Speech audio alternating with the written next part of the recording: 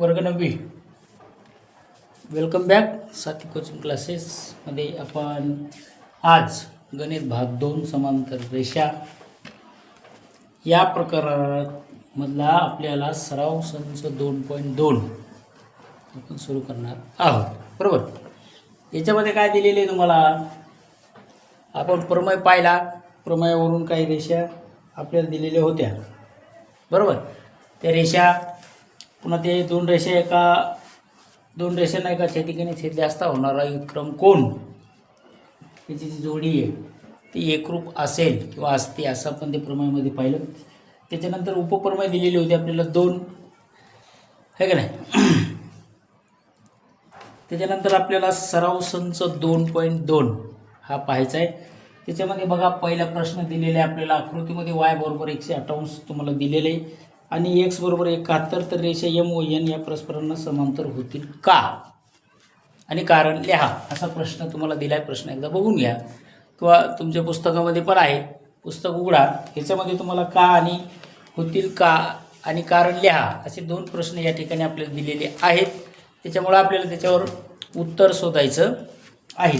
प्रश्न लिहिला असेल, कारणासह उत्तर आपल्याला लिहायचे. आता आपल्याला इथं काय केले लक्ष द्या. बोलू, x बरोबर 1 दिले आणि y बरोबर 1 असे दोन माप आपल्याला दिले. x बरोबर किती दिलेलं आहे तुम्हाला, x बरोबर दिले आपल्याला 71 अंश. बरोबर. x बरोबर किती दिला, 71, आणि y बरोबर दिलेले आहे आपल्याला 108 अंश. असे दोन उत्तर याचे दिलेत. तर आता इथं काय लिहायचे तुम्हाला, उत्तर लिहायचे. तर x आणि y हे दोन दिलेले, x आणि y हे कोणते कोण आहेत आपल्याकडं, जे कोण तुम्हाला आपण दिलेले आहेत. तर ते हे काय आहेत माहिती का, याला आपण कोण म्हणू. हे कोण परस्परांचे आपले आंतरकोण आहेत. पहिले 1 नंबरमध्ये आपण त्याला आंतरकोण लिहू. आंतर तर आहेत. बरोबर. कोणते कोण आहेत, हे आंतरकोण, आणि ते परस्परांचे पूरक पण आहेत. हे काय आहेत, परस्परांचे पूरक कोण आहेत. पूरक कोण दोन्ही पण येतात. एकतर ते अंतर आहेत आणि परस्परांचे पूरक कोण आपण अंतर आहेत, ते पूरक नाहीत. बरोबर. मी आहेत तिथं, सॉरी, पूरक नाहीत. आता आपल्याला n आणि m ह्या दोन समांतर रेषा दिलेले आहेत. काय दिले प्रश्नामध्ये तुम्हाला, रेषा m व n ह्या परस्परांना समांतर आहेत. मग रेषा दोन दिल्यात, एक m व रेषा n ह्या परस्परांना समांतर नाहीत. याला आपण सहकारण. बरोबर.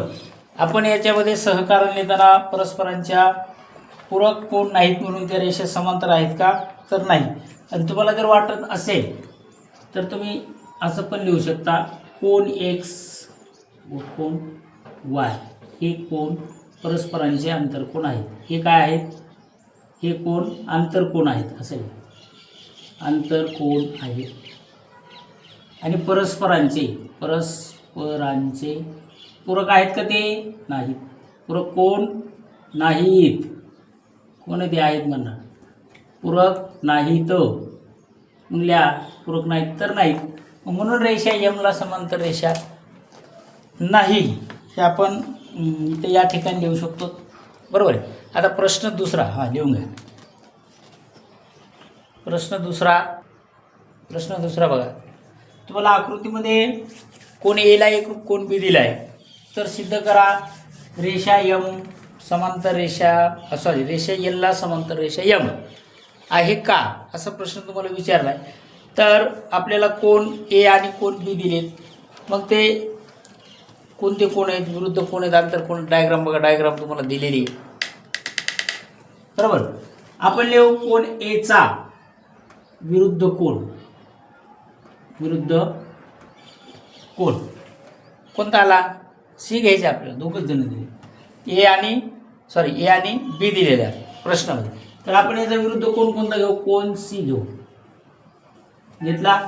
आता काय करायचं तुम्हाला, एचा एकरूप कोण कोणता आला आता सी, बरोबर. म्हणून कोण ए एकरूप कोण सी हे कशावरून घेतले होते, विरुद्ध कोणावरून. कोणते कोण घेतले होते आपण, विरुद्ध कोण घेतले होते, म्हणून ते विरुद्ध झाले. त्याला 1 नंबर द्या.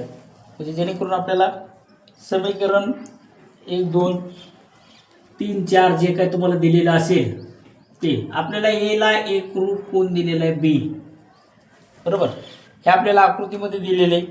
म्हणून आपण इथं पण काय करू, कोण सी चा एकरूप कोण आला आपल्याकडे बी, याला 2 नंबर. कोण सीचा कोणता आला बी. आता 1 आणि 2 ही दोनच विधान घ्यायची, तुम्हाला जास्त काही करायचं नाही. विधान 1 व विधान 2 वरून, 2 वरून हे करायचं.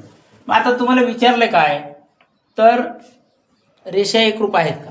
आता कोण आपण काय केला, कोण सी ला एकरूप कोण बी घेतला, बरोबर आहे. कोण सी ला एकरूप कोणता घेतला, बी घेतला.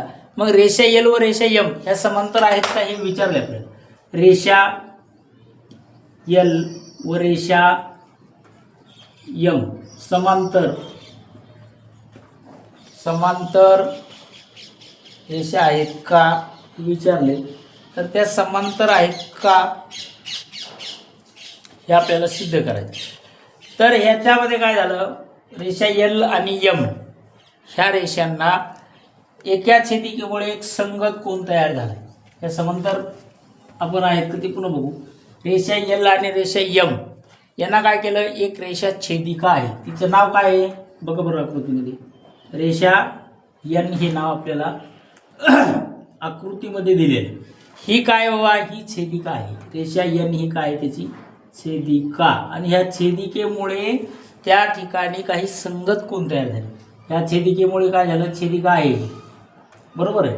हिच्यामुळं कोणते कोण निर्माण झाले तुमच्या आकृतीमध्ये, संगत कोण. कोणते संगत कोण त्या आकृतीमध्ये निर्माण झालेले आहेत. म्हणून मग इथं लिहू आपण, म्हणून रेषा एलला समांतर रेषा यम, कोणती यम. अशा प्रकारे हा प्रश्न दिलेला आहे. तर मग ह्या तुम्ही समांतर कशावरून घेतल्या, तर संगत कोणाची कसोटी आपल्याकडे जी होती, कोणती कसोटी होती तुमच्याकडं, संगत कोण कसोटी, बरोबर. कोणती कसोटी दिलेली होती तुम्हाला, संगत कोण कसोटी दिलेली होती. अशा प्रकारे आपला दुसरा प्रश्न या ठिकाणी संपलाय. आपल्याला पुस्तकामध्ये मला वाटतंय किती 3 4 5 6 प्रश्नामध्ये दिलेले.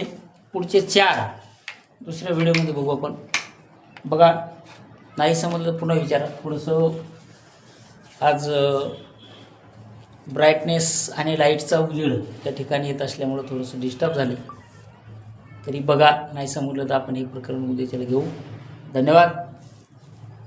चल.